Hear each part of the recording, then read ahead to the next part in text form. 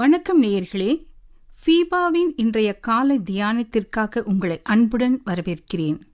அமெரிக்க ஐக்கிய நாடுகளிலே ஆப்பிரிக்க இன மக்களை அடிமைகளாக தங்களுடைய பண்ணைகளிலே வேலை வாங்க வைத்திருக்கும் சட்டம் இருந்து வந்தது. ஆனால் 1863ஆம் ஆண்டு ஆப்ரஹாம் லிங்கன் அந்த சட்டத்தை ஒன்றுமில்லாமல் ஆக்கிவிட்டார்.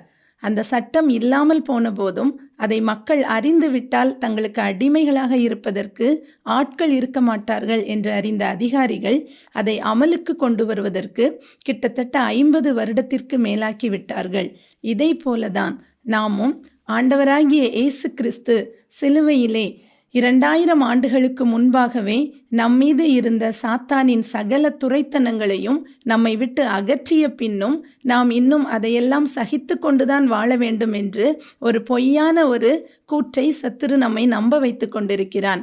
கொலோசையர் 2வது அதிகாரம் 14வது வசனம் 15வது வசனம் சொல்லுகிறது, நமக்கு எதிரிடையாகவும் கட்டளைகளால் நமக்கு விரோதமாகவும் இருந்த கையெழுத்தை குலைத்து அதை நடுவில் இராதபடிக்கு எடுத்து சிலுவையின் மேல் ஆணியடித்து துரைத்தனங்களையும் அதிகாரங்களையும் உரிந்து கொண்டு வெளியரங்கமான கோலமாக்கி அவைகளின் மேல் சிலுவையிலே வெற்றி சிறந்தார்.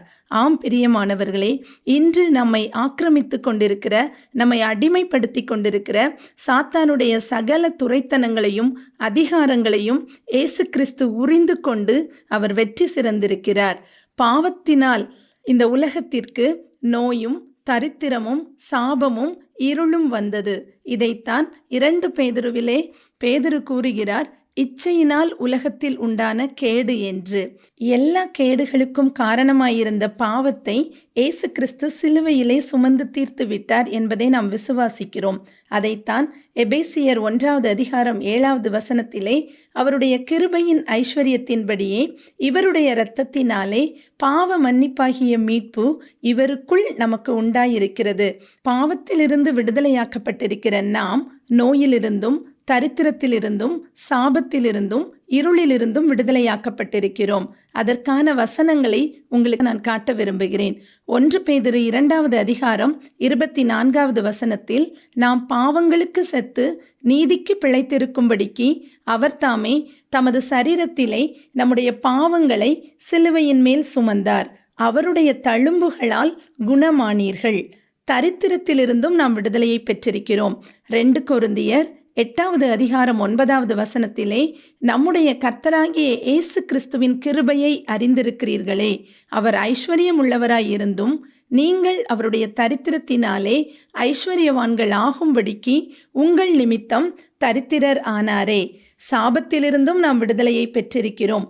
கலாத்தியர் 3வது அதிகாரம் 13வது வசனத்திலே, மரத்திலே தூக்கப்பட்ட எவனும் சபிக்கப்பட்டவன் என்று எழுதியிருக்கிறபடி கிறிஸ்து நமக்காக சாபமாகி நியாயப்பிரமாணத்தின் சாபத்திற்கு நம்மை நீங்களாக்கி மீட்டு கொண்டார். இருளின் அதிகாரத்திலிருந்தும் நாம் விடுதலையாக்கப்பட்டிருக்கிறோம். கொலோசையர் 1வது அதிகாரம் 13வது வசனத்திலே, இருளின் அதிகாரத்திலிருந்து நம்மை விடுதலையாக்கி தமது அன்பின் குமாரனுடைய ராஜ்யத்திற்கு உட்படுத்தினவருமாய் இருக்கிற பிதாவை ஸ்தோத்தரிக்கிறோம். இத்தனையை விடுதலையும் பெற்றிருக்கிற நாம் அதை சுதந்திரித்துக் கொள்வது எப்படி? ரோமர் 10வது அதிகாரம் 9வது வசனத்தில் கூறப்பட்டதுபடி, கர்த்தராகிய இயேசுவை நீ உன் வாயினாலே அறிக்கையிட்டு தேவன் அவரை மரித்தோரிலிருந்து எழுப்பினார் என்று உன் இருதயத்திலே விசுவாசித்தால் ரட்சிக்கப்படுவாய். நீங்கள் இருதயத்திலே அந்த ரட்சிப்பை விசுவாசியுங்கள். இயேசு கிறிஸ்து எல்லாவற்றையும் சுமந்து தீர்த்த பின் நான் சுமக்க தேவையில்லை என்பதை நாம் விசுவாசித்து வாயினாலே அறிக்கையிடும் பொழுது அவர் நம்மை விட்டு அகற்றின எந்த விதமான பாடுகளையும் நாம் சுமக்க வேண்டிய அவசியம் இல்லை. இதுதான் அந்த ரட்சிப்பிலே நமக்கு அவர் சம்பாதித்து வைத்திருக்கிற விடுதலை. இந்த விடுதலையை நாம் அனுபவிக்க வேண்டும் என்றால் சத்தியத்தை நாம் அறிந்திருக்க வேண்டும். இல்லாவிடில் சத்துருவானவன் இது தேவனுடைய சித்தம் என்று நம்மை வஞ்சித்து, இந்த பாடுகளெல்லாம் இந்த உலகத்தில் நமக்கு உண்டு என்று நம்மை வஞ்சித்து இதிலிருந்து விடுதலை பெற முடியாமல் ஆக்கிவிடுவான்.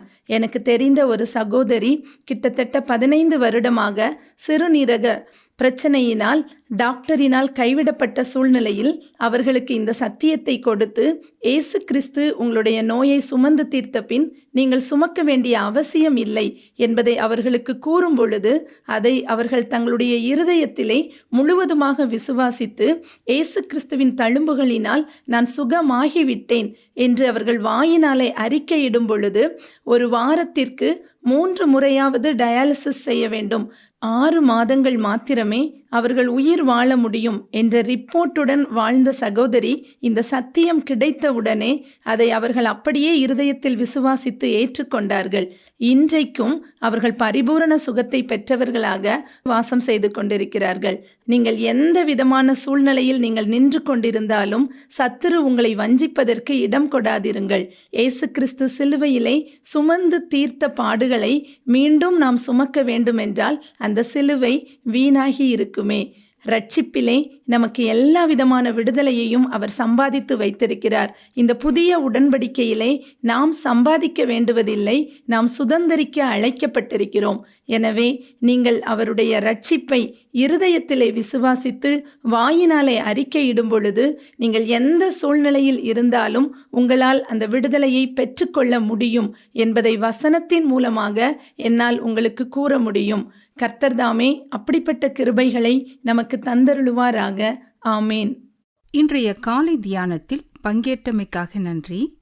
உங்களது கருத்துக்களை பகிர்ந்து கொள்ளவோ மேலும் விவரங்கள் அறிந்து கொள்ளவோ 9458585042 என்ற எண்ணிற்கோ அல்லது info@fibaonline.org தொடர்பு கொள்ளவும். தேவன் தாமே உங்களை ஆசீர்வதிப்பாராக. ஆமேன்.